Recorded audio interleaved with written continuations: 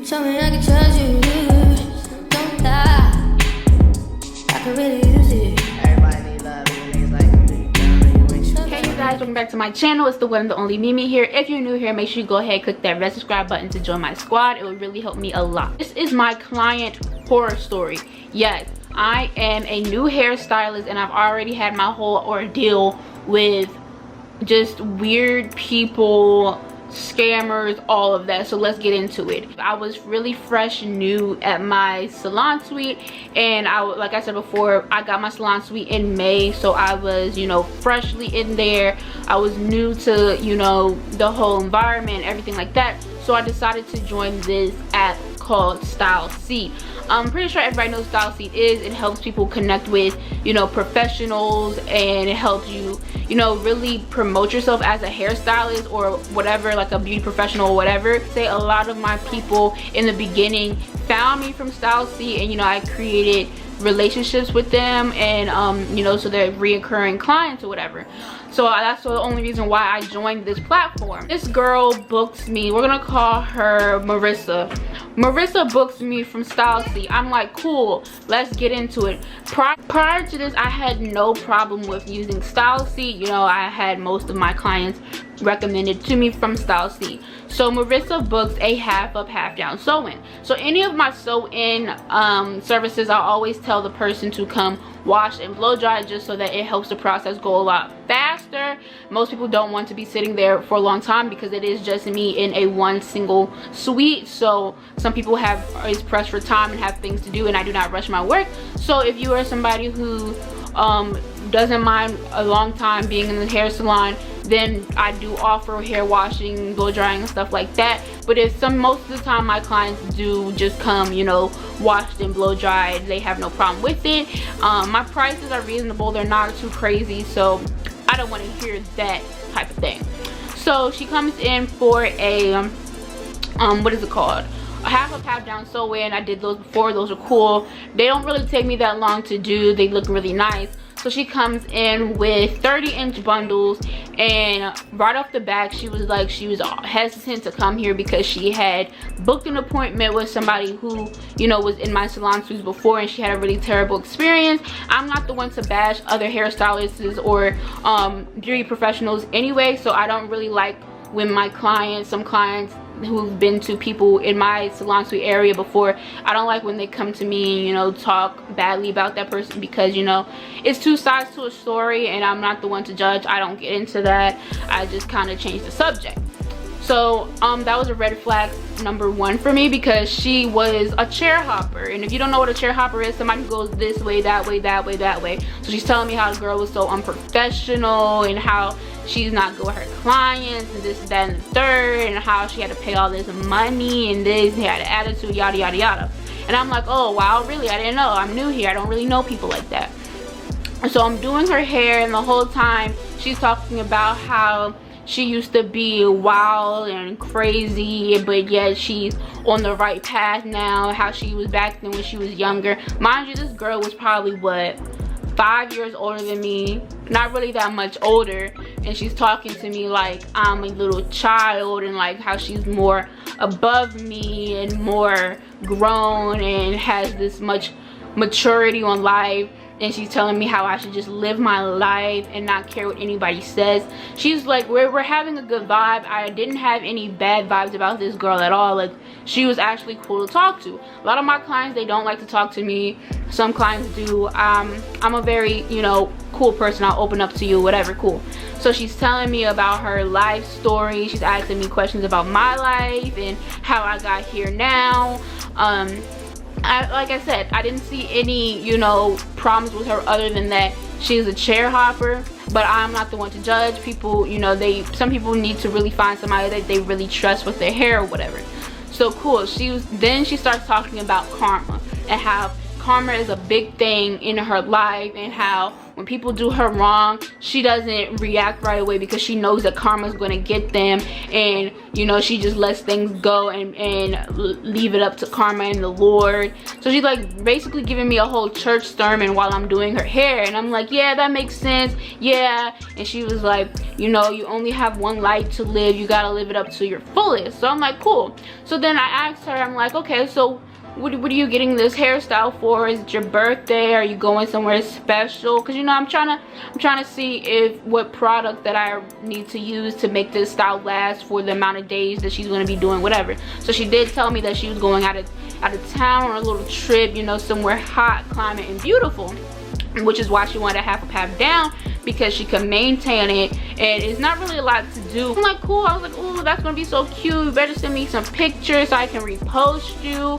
I even found out that she was a lash tech as well. I'm a lash tech too, as well as a hairstylist. So I was like, oh, give me your card, I can network and I can promote, and like we can, you know, do something together, possibly collaborate. I'm such a nice person, yo. I'm really such a nice person, and then when people take advantage of me, I really don't understand why. Like, maybe being too nice isn't the right thing to do all the time, and I never really figured that out yet, because people don't treat nice people equally. Like, you really gotta be mean out here to for people to take you seriously. Cool, yeah.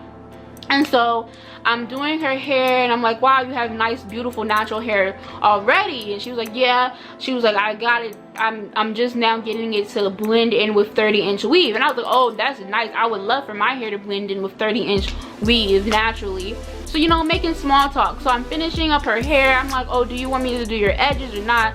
She was like, no, I'll do my edges myself. I normally don't. Like, that normally gets on my nerves, because I feel like as a hairstylist, let me do the whole thing, because I take pictures afterwards and videos, and I don't want the hair to be looking half done. Like, I want it to be looking reasonable and done and how it needs to be done.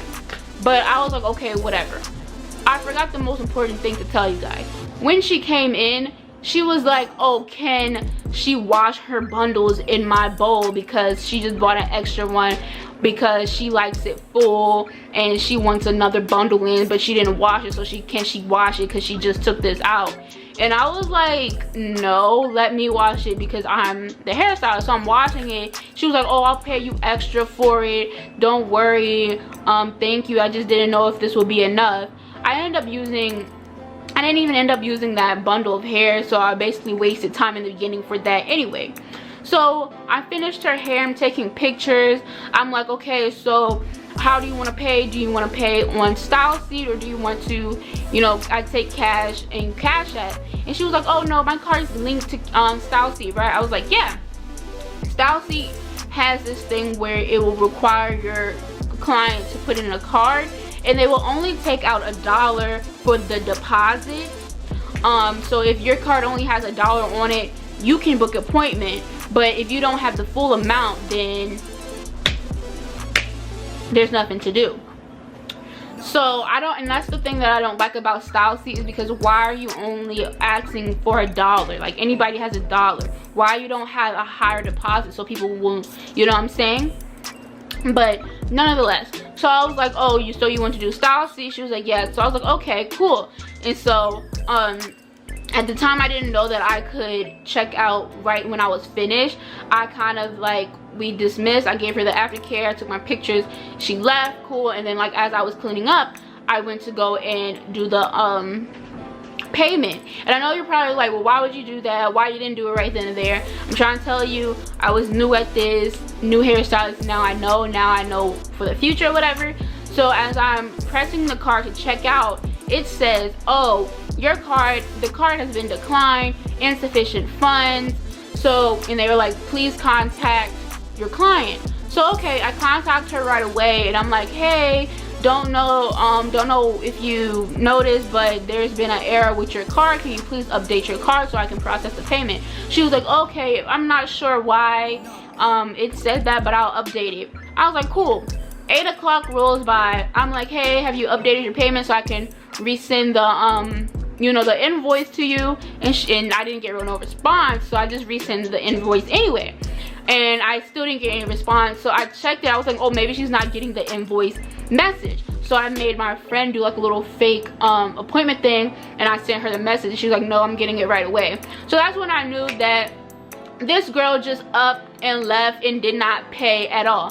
When I was doing the sew-in, like my half up half down sew-in was $85, and because of this girl I raised it up to $100 because nobody's about to play with me or my time. I spent my time, my product, stuff that I didn't really need to do if people weren't going to pay. Mind you, everybody else in my salon suite, they charge much more than me, so people trying to get over with me really like made my eyes wide open, and it really kind of made me upset because it's like, why do people do this? And it was mostly our own race. Like, why do we do this to each other? Why we don't support each other? And like, I'm so good with customer service and stuff like that. Like, I don't treat my clients any type of way. I'm really respectful, I'm really professional, and I try to make people comfortable as well. So it was really kind of crazy to me that this all happened. So I'm seeing her taking pictures in her hair, and I still didn't get the money. That was money left out on me, because at the end of the day, who still has to pay rent? Me. And that's what clients don't understand. Y'all can say hairstylists are unprofessional, really, but it really be the clients. It really be the clients that are unprofessional, and y'all don't understand that people still, this is their livelihood. This is the only way you make money, and people are playing with your coin like that. Like, I have a 3-year-old daughter that I gotta take care of, so $85 might not seem like a lot to some people, but what if I was really counting on that $85 to feed my daughter? People don't think about that. And she knew very well that you know, I had a 3-year-old daughter, because I mentioned that when she was asking about my life. So okay, cool. I'm like, all right, well, at least I still have the pictures and videos or whatever, so I can use and promote this whenever I want to, however I want to, because I did the work. Like, if you're not gonna pay, oh, I'm gonna use your face to promote, pretty much. So she followed me on her business account and all this stuff. I ended up just blocking her and banning her from ever booking with me ever again. I reached out to StyleSeat to see what could be done, because I'm like, somebody, at the end of the day, somebody owes me $85, and I feel like it's StyleSeat's fault for not requiring a whole deposit. Like, what is $1 gonna do? They were no help. They were basically like, oh, try to reach out to the person, and if that doesn't work, block Marissa or whatever, stuff that I've been did. So I'm just like, okay, you're a trash company because you don't have the best interest for your hairstylist. Like, you're not protecting them, but yet at the end of the day, they still get their fees, they still get their money at the end of the day, because when they recommend somebody to you, they'll take fees out, and the fees can be, they're not consistent. They can be, sometimes they'll be like $4, sometimes they'll be like $40, sometimes they'll be $20. They still get their money at the end of the day. So if you're asked out and don't have no money, they still got their money at the end of the day. And that's what really pissed me off. So that was really strike one for me with StyleSeat, and why I really don't recommend it to new hairstylists or hairstylists in general. Some people love this platform, some people hate it. I'm just had it up to here because I had 2 other more experiences with crazy client horror stories, and if you want to know those, please let me know in the comments down below.